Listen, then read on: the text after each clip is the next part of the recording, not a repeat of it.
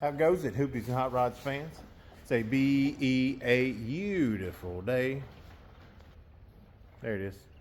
Beautiful. So, working on the old pimpin' impin'. Looky there. We have got front disc brakes. This is a Jegs kit. Ran us $900-ish for the full. Comes with the booster master cylinder, which has yet to be put on. As you can see, the little single pot there. There's them old school drums. I like drummies. There's Trey, and he likes drummies, and that's what he's got to say.